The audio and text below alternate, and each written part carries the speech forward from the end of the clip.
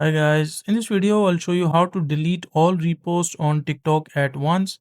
Now if we are looking for to delete it from the mobile phone application, you won't be able to do it because there's no option to delete all of your reposts from your like mobile application. But if you are logged in on your PC or laptop, like there are third party multiple extensions, or you can say the applications which can help you do this, but this is not the safe method, I would say. Like if you're like they're third party, third party extensions, and they can steal your information related to your account info or anything like that. So try it at your own risk. But if you're looking for deleting repost at once, you just cannot do it from your mobile application.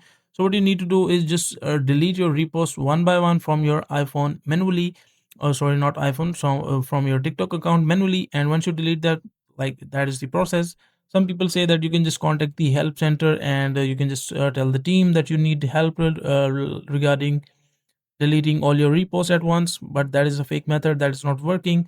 That is total waste of time. You just need to do it manually from the mobile application. So that is a simple and easy answer of how you can delete all repos on TikTok at once.